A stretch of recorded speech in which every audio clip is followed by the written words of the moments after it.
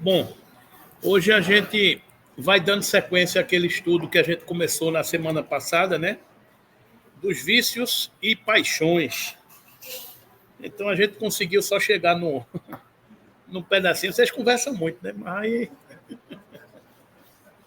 a gente vai conversando. O bom é isso, né? É a gente ir conversando, né? Conceituar vício e paixão e esclarecer como prevenir e erradicar vícios, né? A gente passou por isso, passou por essas questões das ideias principais, passou pela questão dos subsídios, né? E chegamos, eu acho que até aqui, né? Nessa figura aqui, né? A gente parou nessa figura aqui, que é para a gente aqui introduzir um pouco a ideia de que nós, como seres, digamos assim, multidimensionais, digamos assim, né? Que nós somos corpo, nós somos espíritos, nós somos perispírito, né? Então, esta questão dos vícios, ela fica muito relacionada ao perispírito, devido às influências, né? As influências do, do mundo externo, do mundo em que vivemos, em que estamos mergulhados com o nosso perispírito, né? Então, é como ele diz aqui nessa figura primeira, que o ser humano tocou a ambulância, né? A ambulância, o SAMU. O ser humano absorve energias das mais diversas formas, automática, e as metaboliza em suas estruturas energéticas, né? E sendo o perispírito dos encarnados de natureza idêntica ao dos fluidos espirituais, ele os assimila com facilidade, como uma esponja se embebe de um líquido, né? Então, a gente, quando vai estudando a doutrina espírita, a gente vai entendendo que alguns mecanismos, processos, situações, circunstâncias que acontecem conosco é da natureza do que nós somos, né? Então, por exemplo, nós, quando estamos encarnados, nós temos um corpo material. E este corpo material, ele tem um elemento intermediário ao espírito, que é o perispírito. Este perispírito, ele foi, digamos assim, acoplado ao nosso corpo físico através do processo da nossa encarnação. E no processo da nossa encarnação, o perispírito, que em última análise é o modelo organizador biológico, é ele que dá forma ao corpo, ele foi se enraizando no corpo físico, molécula a molécula, digamos assim. Então, o corpo físico, quando ele é gerido, ele começa no embrião, ele começa na fecundação do espermatozoide no óvulo, que tem apenas uma célula. E essa célula vai se multiplicando, formando um corpo físico. Aí, quem é o molde que produz esse corpo físico? É o perispírito. É por isso que essa multiplicação celular, ela não é aleatória, porque é aquela história, você vai montando um Lego, você pega duas peças de um Lego, você pega uma peça e cola na outra. Você pega outra peça e cola na outra. Pega outra. Qual é a forma que você vai dar a esse bonequinho que você vai formar? Se você não tem um molde, se você não tem uma planta, este boneco pode tomar qualquer forma. Ele pode ser quadrado, pode ser redondo, pode ser triangular, pode ser sem forma. Quem foi que deu a forma a esse seu corpo? Né? Porque há uma multiplicação celular. E essa multiplicação celular, ela é ordenada. Então, esta multiplicação celular, ela é ordenada magneticamente pelo modelo pré-existente.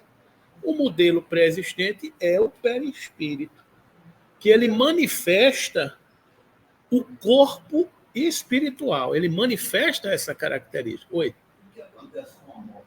Não, a morte é desenraizar, que a gente estava conversando até ontem na reunião mediúnica. A morte é o contrário da encarnação. Na encarnação, você enraiza. Na desencarnação, você desenlaça. Então, é aquela história. o essencial, o principal, o pré-existente é o espírito. Esse é que existia e que sobreviverá. As encarnações são circunstâncias temporárias. São circunstâncias temporárias. É um corpo que você produz num dado espaço, num dado tempo. É o corpo característico com a região que você habita. Mas você é o espírito. Vamos fazer um paralelo. Digamos que o espírito seja o nosso corpo, mas a roupa que eu estou vestindo, ela é proporcional ao ambiente que eu vou viver. Se eu vou viver numa região tropical, com calor, eu vou botar uma roupa mais fresca. Se eu vou viver no Polo Norte, os esquimós botam uma roupa mais o quê? Mais densa, mais protegida do frio. Assim é a roupagem perispiritual que nós carregamos. Ela é compatível com a natureza do orbe em que a gente está mergulhado. Quanto mais denso for o orbe, mais denso é o elemento que compõe o perispírito e, portanto, mais denso o nosso perispírito. Quanto mais sutil for o orbe que a gente habita, mais sutil é o elemento que compõe o nosso perispírito e, portanto, mais sutil é o nosso corpo espiritual. Então, este corpo espiritual, perispírito, ele é fluido. Então, ele se combina com o fluido do ambiente em que ele pertence. Né? Então, a natureza do pensamento psíquico, do ambiente em que a gente está mergulhado, ela se soma. Então, por exemplo, se eu estou num ambiente como esse aqui, onde a gente está estudando, a gente está com os pensamentos elevados, a gente está produzindo boas ideias, ninguém está com raiva de ninguém, a gente tem uma relação fraterna, amiga, o psiquismo que a gente emite tem uma vibração positiva, mais leve, mais sutil. Por isso que a gente chega em determinado lugar e faz: esse ambiente está agradável. Este ambiente é a correspondência do somatório do psiquismo que há naquele ambiente. Mas, em contrapartida, se eu chego em outro ambiente, ele pode estar mais carregado. Um ambiente de perseguição, de ódio, de inveja, de rancor, de vício. Então, o perispírito, como ele é de uma natureza fluídica, ele pode se combinar com o ambiente fluídico do lado de fora. Como ele é a esponja, ele absorve. Né? Então, se você pegar uma esponja e mergulhar numa bacia de lama, como é que sai a esponja? Melada de lama. Ela absorve a lama. Se você pegar uma esponja e colocar num balde de água pura, cristalina e limpa, como é que sai a esponja?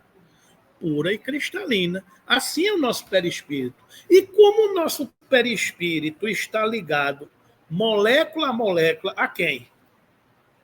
Ao corpo físico. A situação que ele absorve no mundo fluídico de fora, ele pode transmitir para o corpo físico, porque a gente está num processo simbiótico. Então, é por isso que, muitas vezes, os médiuns que têm um perispírito com uma capacidade de absorção maior, porque eles são médiuns intermediários entre dois planos. Muitas vezes o médium se sente mal pela influência de determinados lugares mais facilmente, porque ele é uma antena aberta. Ele está pegando a frequência que está passando naquele lugar. E como o perispírito dele está conectado ao corpo dele, ele se sente mal, se sente uma angústia. Isso é a influência do meio no espírito e no nosso corpo físico, por consequência. Digita.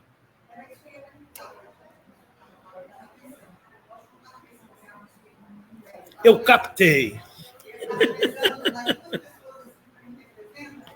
Que é Chico e Dival. Se eles têm essa capacidade pela evolução espiritual deles, né,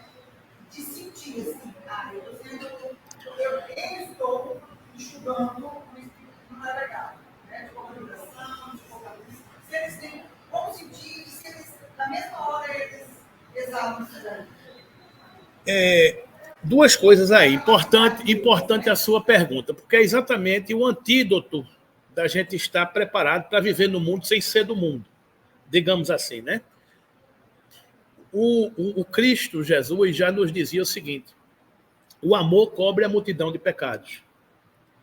Então, se eu exalo amor, eu vou ser feita aquela propaganda de Colgate. Lembra da propaganda de Colgate? Vai denunciar a nossa idade. Mas antigamente tinha uma propaganda de pasta de dente de Colgate que ela tinha o escudo protetor radiante. Quando você escovava os dentes com a pasta de dente Colgate, tchan, então aquela placa de proteção bacteriana, ela inibia fluidicamente aquela situação, né? Então, o amor é essa couraça fluídica que lhe não permite que você tenha aquela situação, né? E também a frequência que você está conectado, sintonizado, né? Por exemplo, eu posso chegar num ambiente que eu sou agredido, ou o próprio ambiente me agride. Cabe a mim entrar naquela frequência e debater ou não. Eu posso continuar na minha velocidade de cruzeiro. Eu estou conectado com os patamares mais elevados e mais superiores. Às vezes, no nosso dia a dia, cotidiano, a gente está dentro de casa, ninguém está isento de discutir com um parente, com um amigo, que estão em faixas vibratórias diferentes. A gente tem a opção de entrar na faixa mais baixa ou tem a opção de vibrar para que o outro venha para mais de cima. A gente tem essa opção. É o livre-arbítrio. Eu não vou entrar na sua faixa. Você está me agredindo? Tá, tudo bem. Você sai. Você não alimenta aquela discussão. Você deixa para discutir o aspecto depois, quando aquela criatura já tiver saído da região mais densa e já tiver voltado um pouco a um patamar de normalidade. Porque você não vai conseguir construir nada se você estiver numa região mais densa, porque aí entra exatamente as influências, as figuras que a gente está aqui. Quando Paulo dizia, nós somos acompanhados por uma nuvem de testemunhas, do lado de fora tem uma série de perispíritos vinculados às sensações dos vícios e das paixões que nutriam no corpo físico. A situação de desencarnar não faz com que ele deixe de ter os vícios e as paixões. Só que ele não tem mais o corpo físico. Então, como ele não tem mais o corpo físico, o que é que ele vai fazer para ter essa sensação material? Ele vai buscar quem possa fornecer. Então, ele acopla e ele fica ali rondando nessa região. Então, é como se diz, ninguém toma a segunda dose de bebida sozinho, ninguém se droga sozinho, ninguém faz um sexo sem amor sozinho.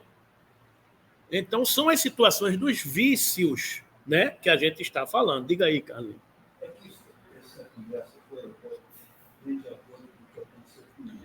Pois não. Você está falando aí entre nós, a matéria. Eu fui afastado, né? Eu já fiz 3 tentativas de reunião fechada. Eu fui afastado por 3 vezes, sendo que a última eu fiquei algum mês. Sim. Vocês, na reunião fechada, vocês são agredidos. Todos os médicos ou não são? O pessoal que está lá fora não está com nada nas costas. Eu penso que eu fui afastado porque eu não tinha condição de atuar nisso. Não. Veja, não é isso. Você foi afastado porque você saiu ou porque o dirigente não tratou isso, não sei. Não, veja, a gente não pode imaginar que um médico atua no hospital com medo de se contaminar. Não é isso. Veja, a agressão que um médico sofre no hospital, do vírus, da bactéria, é a mesma que a gente sofre num campo de batalha. Mas é equipe essencial. Sim, mas é a mesma. Então, da mesma forma que eu tenho uma equipe de trabalhadores material, eu tenho uma equipe de trabalhadores espiritual. E eu tenho que confiar nesta equipe. A equipe não vai me expor a um perigo que eu não tenha condições de passar. Peixotinho uma vez disse a gente numa reunião aqui, vocês um dia vão entender o que é essa horinha de reunião que vocês estão fazendo aqui. Essa horinha de reunião que a gente se dedica fechado é consequência de um trabalho hercúleo da espiritualidade. Eu comentei aqui que um dia desse fui no Rio e tinha assistido a gravação de um capítulo de uma novela, que foi o dia todo de gravação. Aí depois a atriz me disse, olha, mas esse dia todinho que você viu a gente trabalhando aqui, com 200 pessoas trabalhando, é mais ou menos para ter gravado 3, 4 minutos de cena. Então, o que a gente vê na televisão é o reflexo de horas e horas de trabalho de muita gente que você nem imagina que existe. Então, uma reunião mediúnica é um esforço coletivo dos dois planos.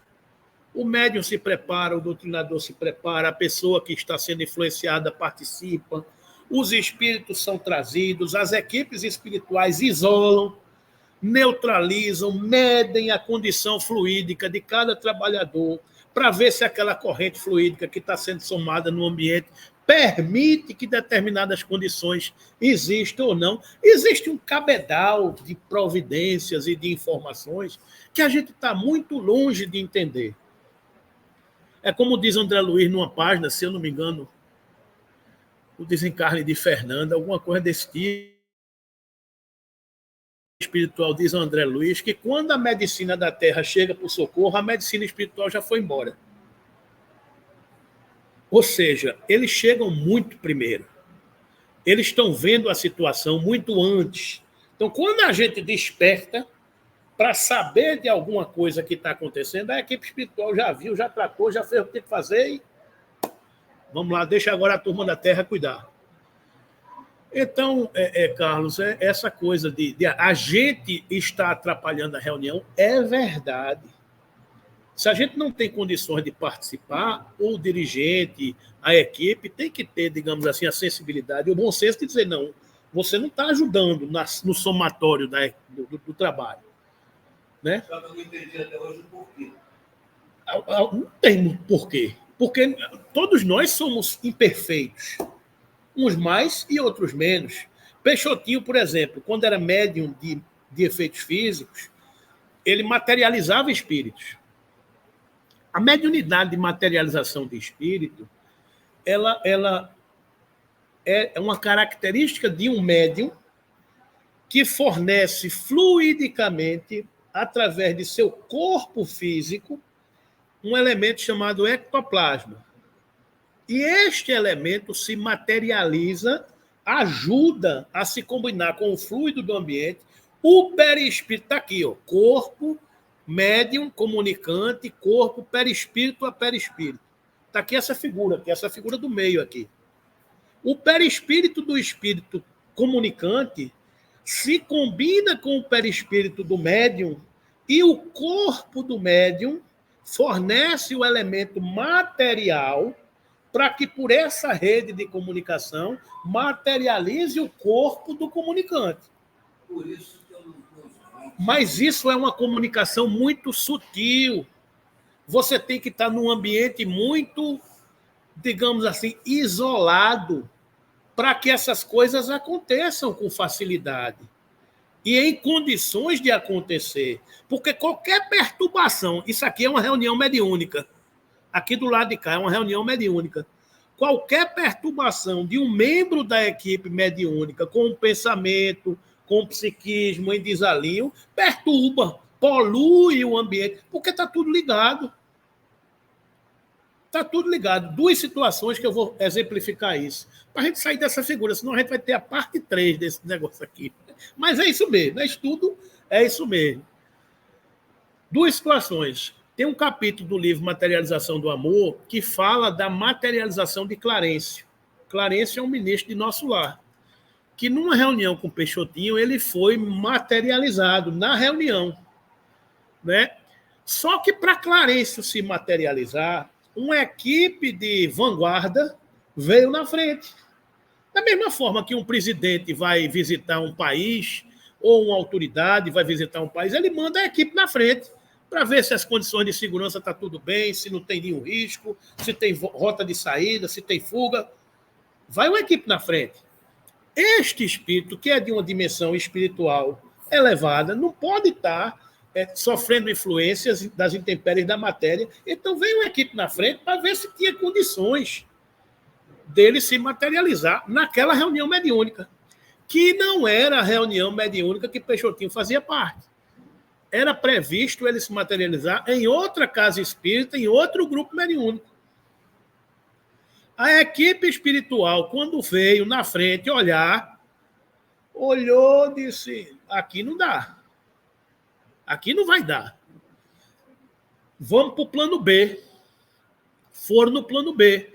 Foram na casa que Peixotinho ia fazer parte da reunião.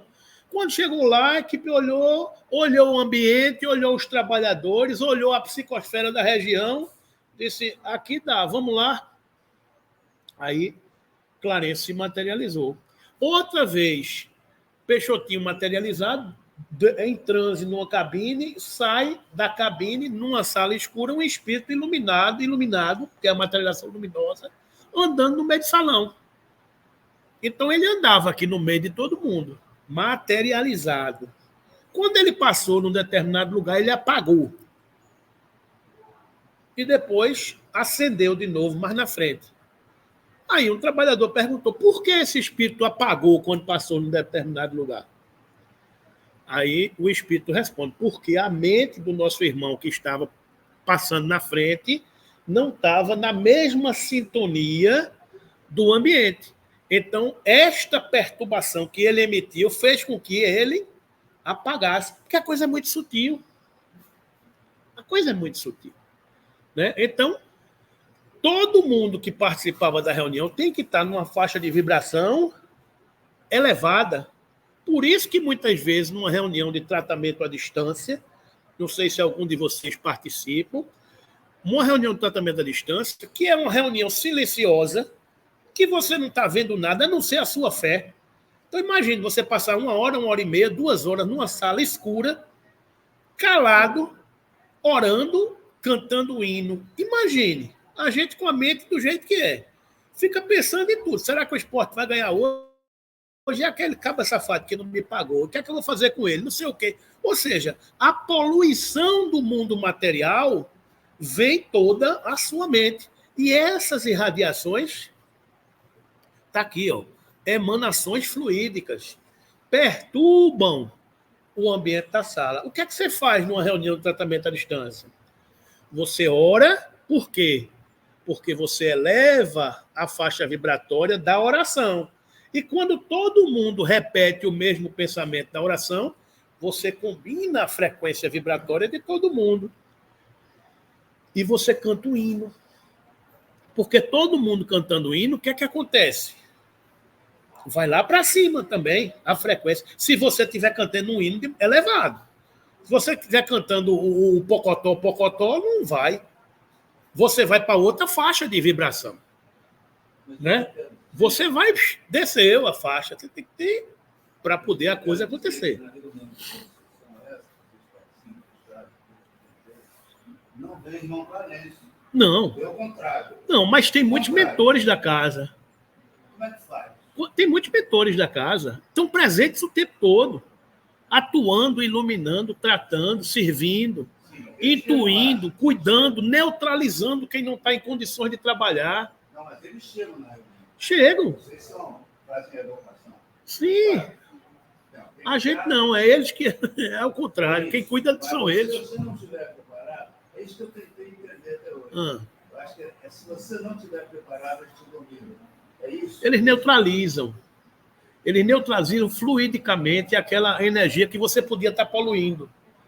Só que, num passe coletivo, você tem lá 8, 10 passistas nessa sala dando um passe coletivo. O passe coletivo é o somatório da energia do passista, dos mentores e do ambiente. Mas é o mesmo princípio, é fluídico. Se você tem alguém entre os passistas perturbado, perturbando, bebeu, está pensando em sexo, está olhando a mulher que está na sua frente. Ou seja, perturba o pensamento do ambiente. A espiritualidade está vendo tudo.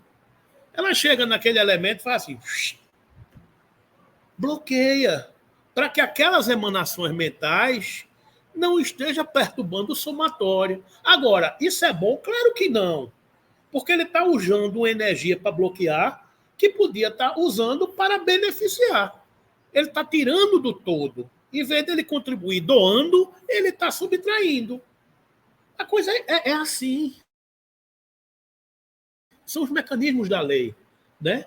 Então, essa influência espiritual do perispírito é isso que a gente tem que entender. O fundamental é isso. É que nós, imperfeito que somos, carregamos os nossos vícios e as nossas paixões. Desculpem. E esse vício e essa paixão continua no mundo espiritual. Então, nós somos acompanhados de uma nuvem de testemunhas. Né? Então, por exemplo, o sexo. O sexo tem uma função nobre, duas funções nobres: a procriação da espécie e o equilíbrio energético entre parceiros. Quando há o ato sexual com amor, há a troca fluídica de energias entre os parceiros. Mas se esse ato sexual não é com amor, essa energia é desprendida, é colocada a outro canto. E quem é que suga essas energias? Os vampiros. Os espíritos viciados nisso que vão ali sugar essas energias fluídicas. É assim. Aqui, ó, o cidadão aqui com a mão em cima desse outro cidadão com a mão na bebida. Vocês estão vendo aqui, né? Então, isso aqui é um vampiro. Um espírito vampirizador que está sugando fluidicamente o vapor etílico. Ele pode beber, o espírito pode beber, mas ele também é uma esponja, porque ele tem um perispírito. Quando a bebida passa pelo o aparelho digestivo e ela se torna fluídica pela digestão, e aí ele tem a sensação. Estão entendendo, gente? É o princípio de como a coisa acontece. Né? Ele vai fluidicamente sorvendo aquela energia. Né? Através do perispírito, o espírito desencarnado absorve os fluidos dos alimentos, do fumo, do álcool. É isso aí. Então a gente tem que estar entendendo o que nós somos, o equipamento que nós temos e a gente estudar as formas que temos de nos libertar disso. Presente. Aí quando voltar, assim, fisicamente ele devia estar na Não. Normal. E ele se dava conta de que tinha materializado? Não. É o transe, né? O médium está em transe. Tá... Não, ele não sabe o que aconteceu, né? Agora, ele assiste o que está acontecendo, né? Agora, ele perdia peso na reunião. Eu vou só botar um colíriozinho aqui. Ele perdia peso. Por quê? Porque alguma daquela matéria que ele fornecia dissipava. Então, ele perdia algum peso durante uma reunião mediúnica, né? Oi. Da mesma a maneira que você sai daqui da nossa reunião hoje, não é para você sair daqui, não. Não sai? Não sai. Sai. O desgaste é maior. Não é maior? Veja, a gente não, o médium em si, o médium tem um desgaste físico, porque o médium contribui com as suas energias, sente as sensações do... Hein? Você recompõe. Mas existe um desgaste emocional. Tem lugar que você chega, que você sente. Todo mundo tem mediunidade. Meu irmão morreu por afogamento, minha mãe viu. Ela disse, minha filha, eu vi o cachorro dele. Na véspera. Mas a questão que... Ela viu que ele ia morrer. Entendeu? Quer dizer, todo mundo tem aquela sensibilidade. Agora tem gente que é como uma esponja, né? Mas a questão que ele fala é o seguinte: o médium ostensivo, o médium missionário, ele vai receber por... Opa, que o dinheiro se cair é redondo é meu, viu? A que for redonda é minha, viu? Então, o médium ostensivo e missionário, ele quando ele recebe uma entidade muito pesada, digamos assim, de uma energia muito densa, ele sente aquelas sensações. Então, muitas vezes, o doutrinador, o ambiente, tem que dar um passo para recompor, a equipe vem, para poder ele se sentir melhor. E dependendo do equilíbrio do médium, ele pode permanecer com aquela sensação mais tempo ou menos tempo, porque não existe médium igual a outro. Tem médium que absorve, fica mais impressionado, aí é ele que fica mais com aquela sensação. E tem médium que é a maior categoria, recebe e tal, vai embora, passou. Porque é o controle do médium. Então, não tem essa questão da gente se preocupar com isso, sabe, Carlos? Porque quem dá se multiplica. Não tem essa preocupação. A gente está ali à disposição do Cristo.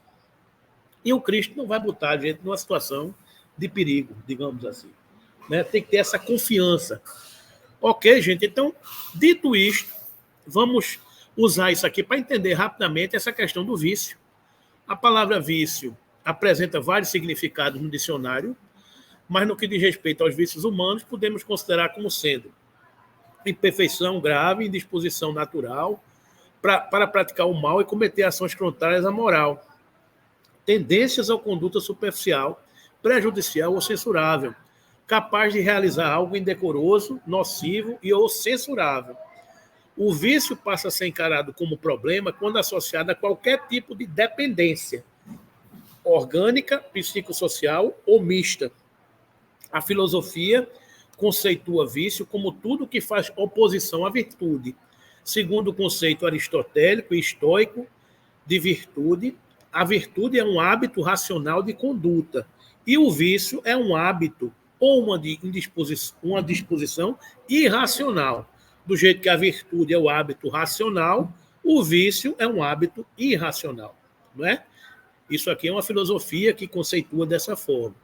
A doutrina espírita, por tudo isso que a gente estudou aqui, analisa a questão do vício de forma mais abrangente, considerando as aquisições do espírito imortal. São as aquisições do espírito imortal, que existe, pré-existe e sobrevive à morte do corpo físico. Considera que as más tendências, citadas nos compêndios médicos e filosóficos, resultam de experiências infelizes vivenciadas pelo ser humano, na existência atual e nas passadas, e sempre decorrentes do seu nível de evolução moral e intelectual. Ou seja, está relacionada ao que nós somos, a alma que nós somos. O vício é essa condição que carrega e que acompanha a alma humana na sua jornada do espírito. Como o espírito evolui em cada experiência reencarnatória e no plano espiritual, as más tendências são substituídas pelas boas, de forma que o homem vicioso de hoje será o virtuoso de amanhã. Essa é a nossa esperança. O defeito de hoje será superado pela virtude adquirida do amanhã. Então, o homem que hoje é vicioso, amanhã ele será um homem virtuoso. Essa é a perspectiva do viajor infinito, que somos todos nós. A doutrina espírita tem esse olhar. Os espíritos orientadores da codificação espírita analisam que uma sociedade só pode ser considerada efetivamente civilizada quando o seu desenvolvimento moral supera ou, no mínimo, iguala o progresso da inteligência. Pois, como afirma Kardec, à medida que a civilização se aperfeiçoa, faz cessar algum dos males que gerou. E esses males desaparecerão com o progresso moral. A sociedade evoluindo, a gente vai ver as pessoas não mais vinculadas a vícios e a paixões. Quando vai ser isso? A gente está a caminho.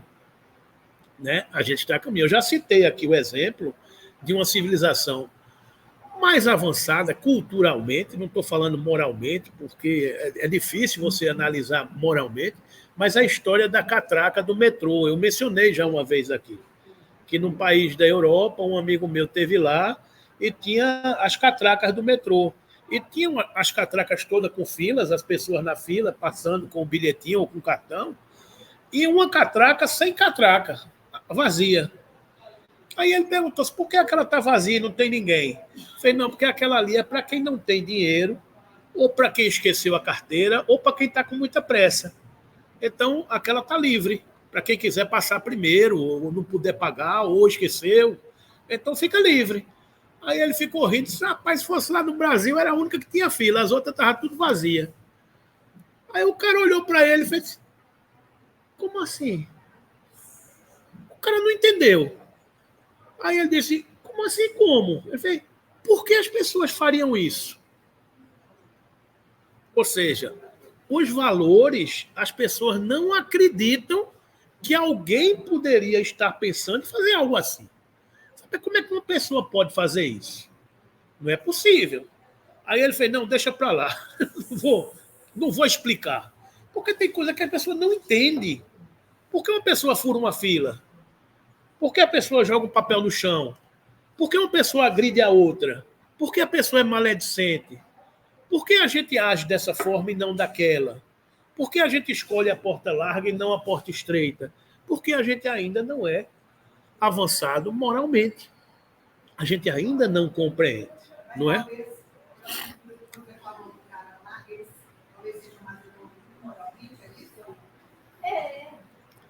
Veja, é como eu estou dizendo, sabe, Rita? É muito difícil você julgar. Essa é uma educação cultural. Eles têm uma cultura mais evoluída. Agora, moralmente, é dentro das quatro paredes. É o caráter de cada um, né? Eu fui para Campinas, eu estava lá na Campinas. Aí eu entrei numa loja, aí chegou uma senhora pedindo esmola. E eu olhei para tudo, ele dizia um piso de ouro, mas eu entendi a mão dele. Aí a moça estava fez um Fernando, ela tem 3 falas na casa.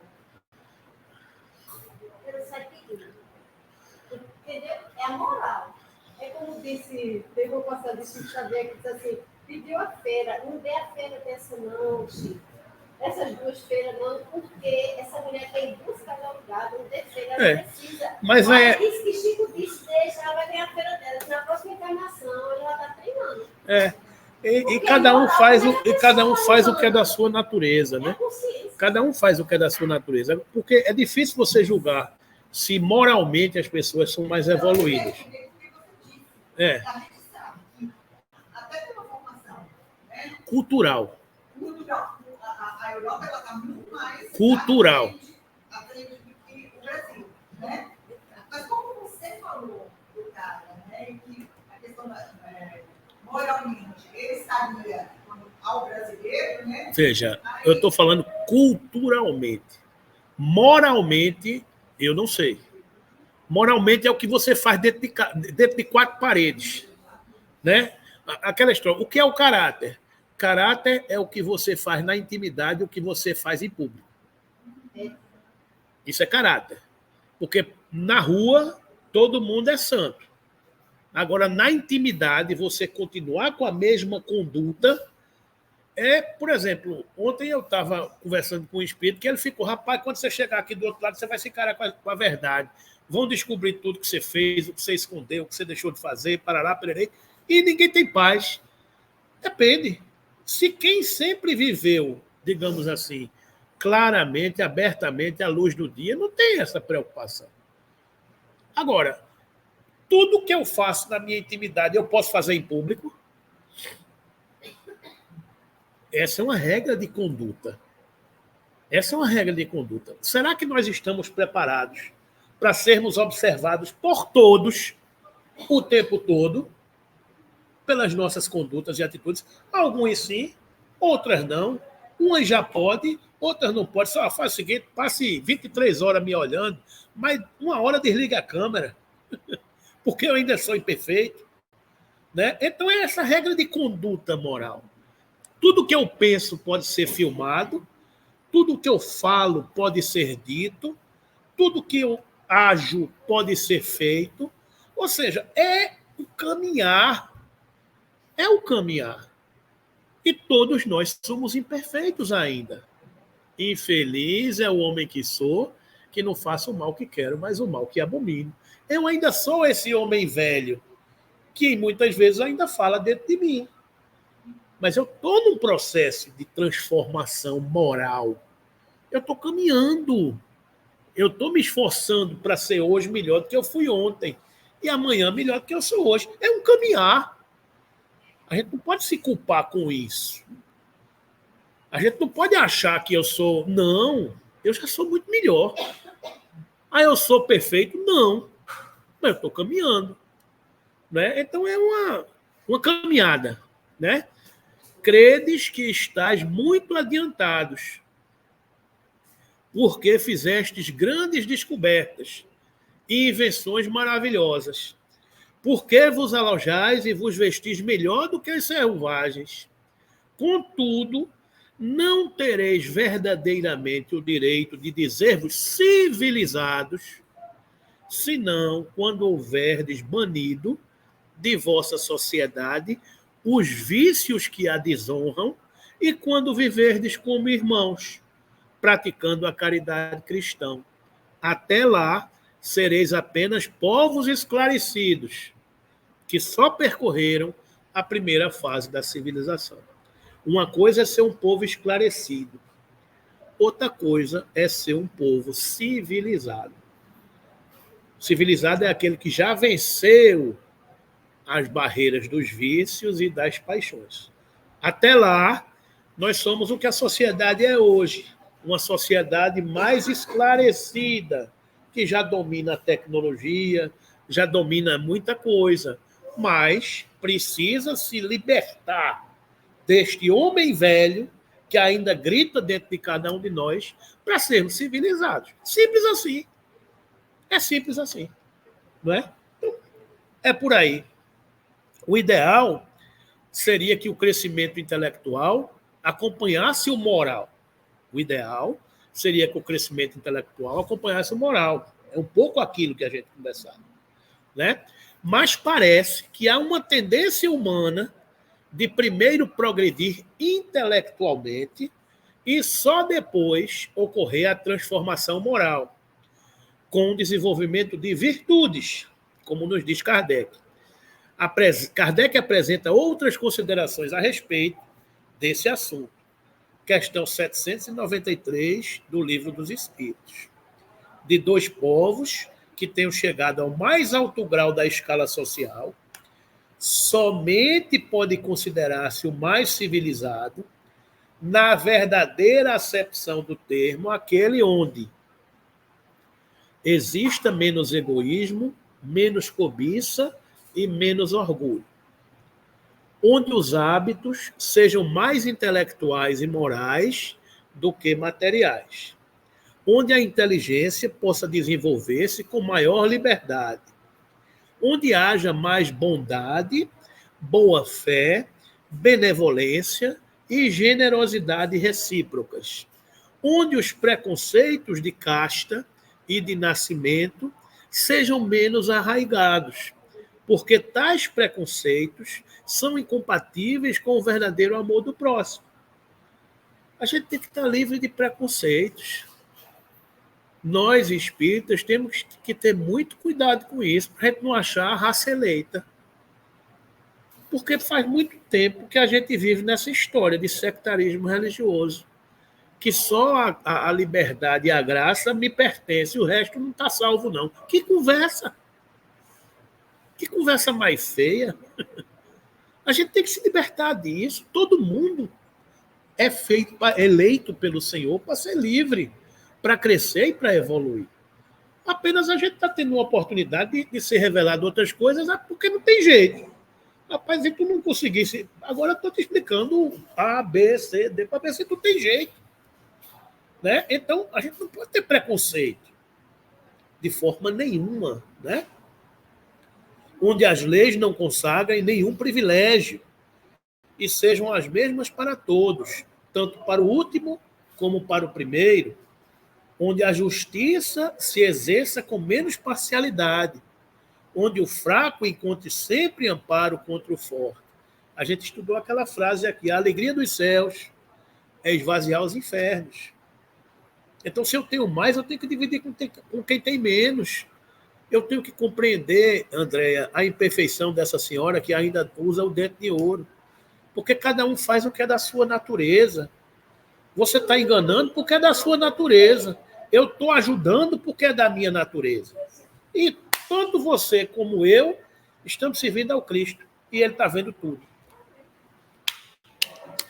O cara chega para mim e diz assim, olha, eu estou precisando completar minha passagem para voltar não sei para onde, porque eu vim de manhã, não tem como voltar. Tá bom. Eu estou precisando de dinheiro para comprar um pacote de fralda para minha filha. Eu estou precisando de dinheiro para comprar leite, porque meu filho... Ele está na dele. E eu estou na minha. Se ele estiver mentindo, o problema é de quem? É dele. E se eu estiver ajudando, o problema é meu. Cada um faz o que é da sua natureza. A gente não está aqui para julgar. Meu amigo, você está falando a verdade, você está mentindo. É entre você e Deus. É entre você e Deus. Né? Então, a alegria dos céus é esvaziar os infernos. Não, a gente se decepciona, mas mas, André, é a questão, eu sei que tudo isso faz parte da gente. Tudo isso faz parte. Mas você imagine, vamos subir o sarrafo lá para cima. Vamos botar o sarrafo lá para cima. Como é que Jesus olha para a gente?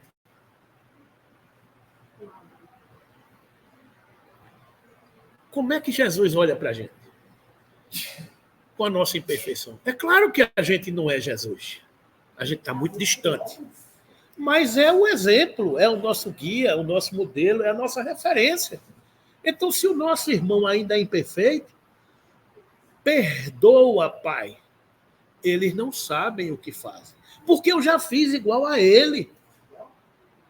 Ou pior. E se eu tivesse na circunstância que ele está, eu não sei o que é que eu faria. Então, se eu trabalho numa reunião mediúnica, sou doutrinador, converso com almas que eu não tenho a menor noção do que já fizeram na encarnação deles. E eu estou ali falando de Cristo, de Jesus, de amor, de perdão, de tolerância, de superação, de renúncia. Às vezes, eu, com a pessoa que mora junto de mim, com um ente querido, eu sou incapaz de falar isso. Se eu faço isso com um estranho, e às vezes não faço isso dentro de casa. Eu tenho toda a capacidade de tolerância, de parcimônia, de pacificação, de serenidade, com uma alma mais difícil que possa existir, que eu não sei nem quem é. E às vezes dentro de casa, um filho, uma esposa, um esposo, um irmão, uma mãe, um pai, pisa no pé e eu viro o que eu sou. Né? Aí, papai do céu olha assim e faz, eita, bonzinho. O que fica fazendo palestra, falando bonito. Sim. E aí? E a atitude moral, cristã? Essa que fala da gente. Né? É o que falava Francisco de Assis. Vão pregar o evangelho. Se preciso for, falem alguma coisa. Porque esse amor, essa luz, é que dissolve o mal. A gente viu a influência do ambiente. Vocês já entraram num quarto escuro, não já? Quando você entrar no quarto escuro, se você acender a lanterna do celular, o que é que acontece com o quarto escuro? Ilumina, não é? Assim é a presença do amor. Por mais escuro e denso que esteja o ambiente, se você chegar revestido da presença do amor, não fale nada. Seja. Esteja naquele lugar com este pensamento. Você é o representante de Cristo naquela hora. Então que brilhe a vossa luz. Acenda a luz na escuridão. Às vezes você é a lanterna no seu núcleo familiar. Às vezes você é a lanterna. Todo mundo ainda está andando em escuridão. E você foi escolhido para ser o premiado que anda com a tocha, iluminando por onde você passa.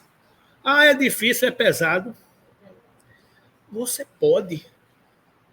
Que ninguém pede favor que a gente não possa suportar. Né? Então, onde o fraco se encontre sempre amparado pelo mais forte, onde a vida do homem, suas crenças e opiniões sejam mais bem respeitadas. tem que respeitar a crença de todo mundo. Onde haja menos infelizes, enfim, onde todo homem de boa vontade esteja certo de não lhe faltar o necessário. É só isso. Quando a gente chegar nessa condição aqui, a gente vai ser um povo civilizado, digamos assim, né? Se está difícil a gente fazer isso de lá de fora, vamos tentar fazer isso no núcleo familiar, no mundo que a gente influencia, não é? Esse aqui é o roteiro, digamos assim, que a gente tem que seguir. Eu vou pular algumas coisas aqui para a gente falar sobre a paixão, que é um sentimento intenso que ofusca a razão. A pessoa dominada pela paixão revela sinais físicos e psicológicos de tensão emocional, espécie de estado febril, que lhe obtera parcial ou totalmente a autonomia ou escolhas racionais. Existindo o controle das paixões, estas até funcionam como estímulo à melhoria moral e intelectual. Entretanto, em sentido oposto, se a razão não impõe sua vontade, é fácil o indivíduo perder o controle emocional, desarmonizando-se espiritualmente, situação que pode arrastá-lo ao vício ou a comportamentos nocivos. Derivado da palavra grega pathos, a paixão significa excesso, sofrimento, assim como no latim, a palavra paixão também deriva de passos, que designa sofrer. Como representação de um sentimento intenso, a paixão tem sua iconografia relacionada ao imaginário amoroso. No entanto, a paixão é tida como um estado de emoção agudo, sendo bastante associada à atração, ao desejo sexual, à luxúria e ao romance. A paixão é comumente descrita como um desejo desmedido e desenfreado, um sentimento que afasta a racionalidade e que cria uma oscilação entre aquilo que é real e ilusório. A paixão remete à impulsividade, à ardência, à inquietação e a sentimentos acentuados. A paixão instaura, portanto, uma dualidade entre o corpo e a alma e uma relação quase intrínseca entre prazer e dor. Na mitologia greco-romana, Afrodite, Vênus, Eros e o Cupido são os deuses que representam tanto o amor como a paixão e o erotismo. Visualmente, a paixão é simbolizada pela cor vermelha, pelo fogo, pela imagem de um coração ou pelo cupido. Rosas vermelhas são também frequentemente associadas à paixão. Assim como o amor, a paixão também é tema de muitas reflexões e textos filosóficos, literários e um tema recorrente também na psicanálise. A paixão é, em alguns casos, considerada inclusive uma patologia derivada do sentimento amoroso, chegando a um estado de desejo constante e até obsessivo, né? Então, a gente vai estudar aqui, na questão 907, será substancialmente mal o princípio originário das paixões, embora esteja na natureza? Os espíritos respondem, não. A paixão está no excesso em que acresceu a vontade, visto que o princípio que lhe dá origem foi posto no homem para o bem, tanto que as paixões podem levá-los à realização de grandes coisas. Você pode ser apaixonado por fazer alguma coisa e, fazendo isso com parcimônia, com equilíbrio, sem exagero, você realiza. O abuso que dela se faz é que causa o mal, não é? Os nossos selvagens são almas no estado de infância relativa, mas já são almas desenvolvidas, nutrem paixões, né? As paixões são um sinal de desenvolvimento sim, de perfeição não. São sinal de atividade de consciência do eu, ao passo que na alma primitiva a inteligência e a vida se acham no estado de germe. É um caminhar, não é? A vida do espírito em seu conjunto apresenta as mesmas fases que observamos na vida corporal. Ele passa gradualmente do estado de embrião ao de infância, para chegar percorrendo sucessivos períodos ao de adulto, que é o da perfeição, com a diferença de que para o espírito não há declínio, nem decrepitude, como na vida corporal, que a sua vida que teve começo não terá fim. Que imenso tempo lhe é necessário, do nosso ponto de vista, para passar da infância do espírito ao completo desenvolvimento, e que de seu progresso se realiza não num único mundo, mas vivemos ele em mundos diversos. É a nossa caminhada, que é longa, não é isso? A vida do espírito, pois, se compõe de uma série de existências corpóreas, cada uma das quais representa para ele uma ocasião de progredir, do mesmo modo que cada existência corporal se compõe de uma série de dias, em cada um dos quais o homem obtém um acréscimo de experiência e de instrução. Mas assim como na vida do homem, há dias em que nenhum fruto produzem, na do espírito há existências corporais de que ele nenhum resultado colhe, porque não as soube aproveitar, né? Então, nós somos esses caminhantes que vamos da infância do espírito à sua maturidade. E a gente vai impulsionando essa nossa caminhada com os elementos que temos, né? Saber dosar, saber equilibrar. O uso de uma paixão é uma coisa importante, como é frisado aqui, né? Eu vou pular. Como se pode determinar o limite às paixões, onde as paixões deixam de ser boas para se tornarem mais? As paixões são como um corcel, um cavalo selvagem, né? Que só tem utilidade quando governado e que se torna perigoso desde que passe a governar. Uma paixão se torna perigosa a partir do momento em que deixais de poder governá-la e que dá um resultado, um prejuízo qualquer para vós mesmos ou para outrem. Se a gente não souber governar esse sentimento, ela pode se virar contra a gente, né? Toda paixão que aproxima o homem da natureza animal afasta-o da natureza espiritual. Todo sentimento que eleva o homem acima da natureza animal denota a predominância do espírito sobre a matéria e o aproxima da perfeição.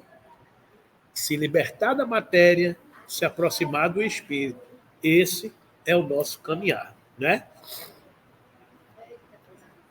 É difícil, né? Vou pular aqui. Aí tem uma página aqui que diz o seguinte: há algum tempo, em seguida ao triste acontecimento do edifício Joelma, quem não sabe o que é, o Joelma foi um edifício que pegou fogo no Rio de Janeiro, né? Na cidade de São Paulo, quer dizer. Então, estávamos à despedida com o querido Chico, após longas horas de seu abençoado trabalho no espiritismo cristão. Do lado de fora, nas calçadas da comunidade espírita cristã, uma jovem, mal saída da adolescência, segura a mão de Chico e pergunta emocionada: Chico, o que é o amor? E o que é a paixão?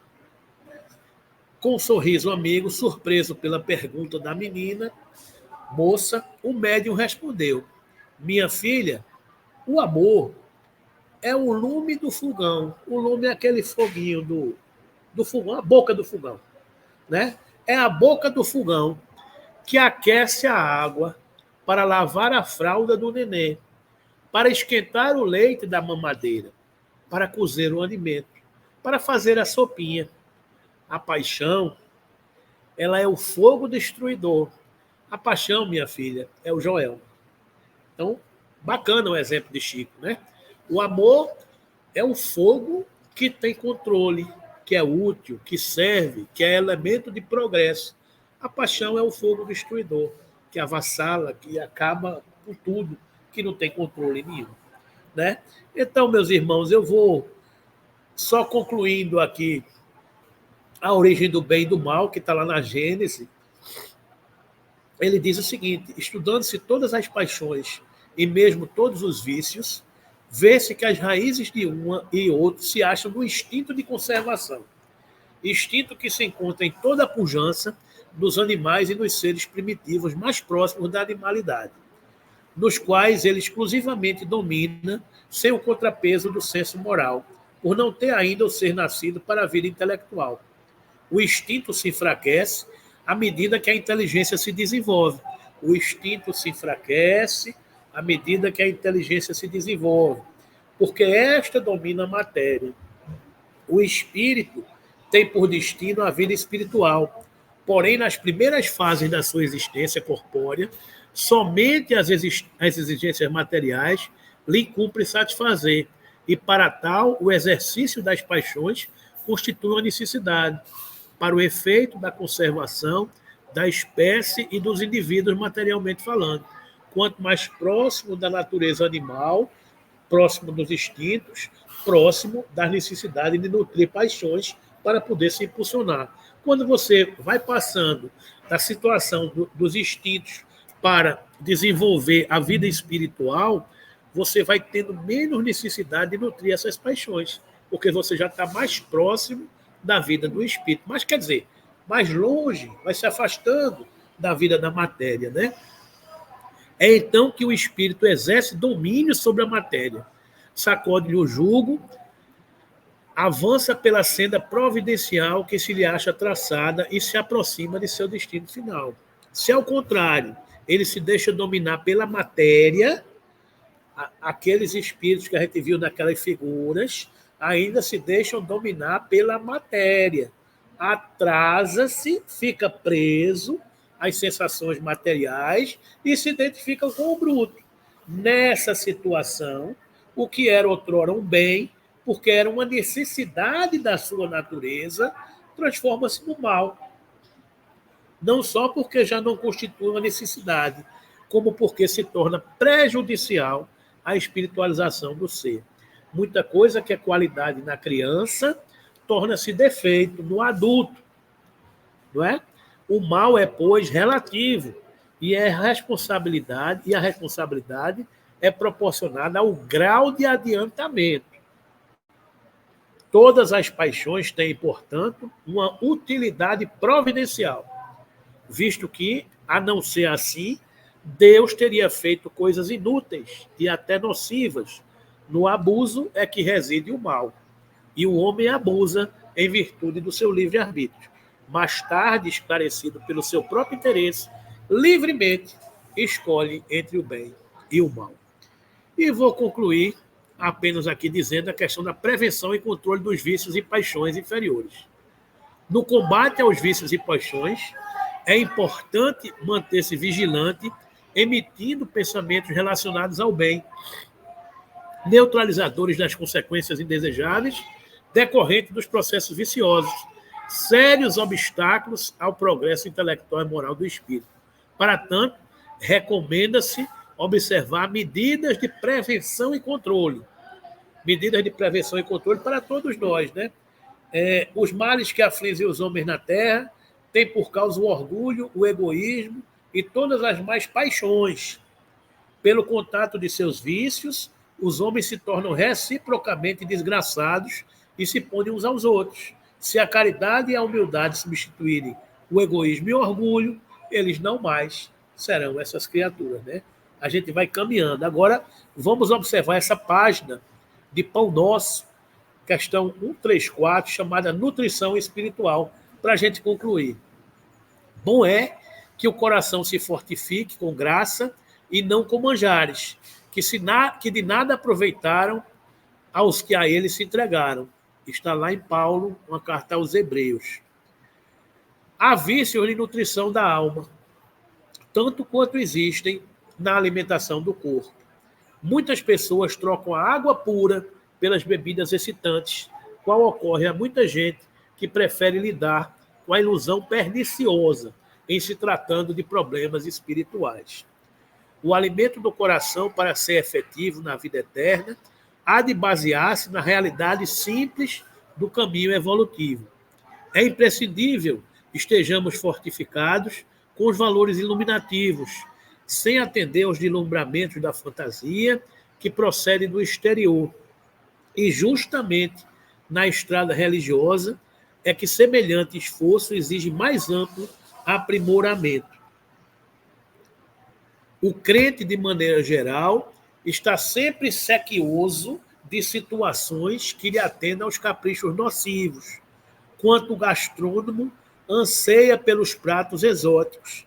Entretanto, na mesma sorte que os prazeres da mesa em nada aproveitam nas atividades essenciais, as sensações empolgantes da zona fenomênica se tornam inúteis ao espírito, quando este não possui recursos interiores suficientes para compreender as finalidades.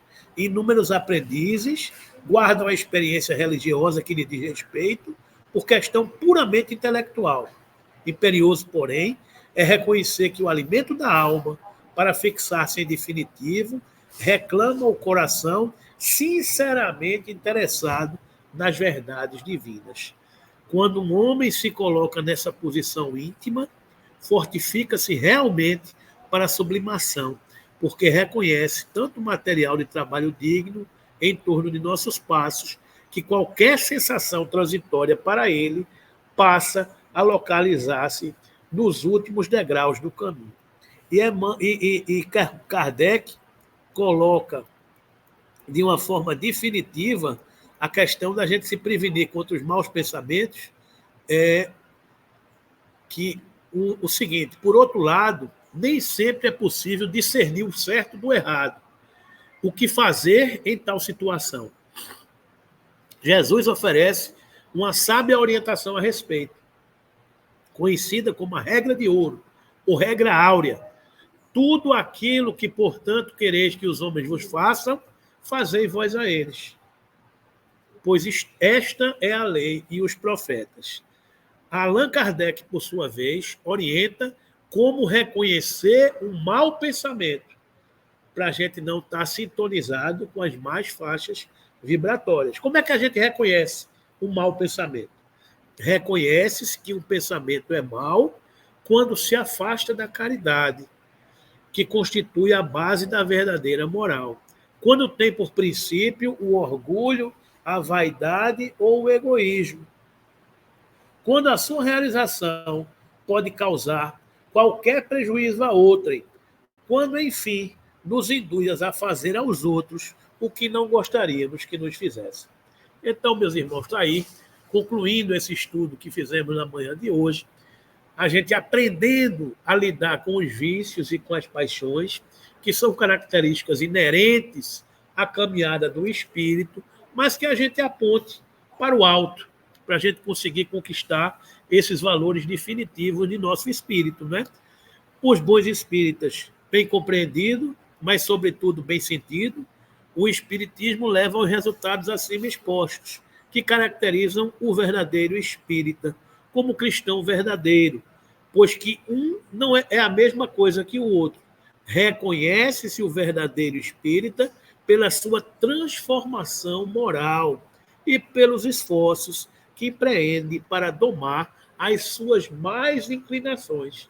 Então, é o homem vicioso e apaixonado de ontem que se transforma no homem virtuoso e caminhando para o amor e para a luz do amanhã. Esse é o nosso esforço. É isso que a gente está fazendo aqui, né? Então, que Jesus nos abençoe e que possamos seguir com Ele sempre. Não é isso? Vamos parando por aqui.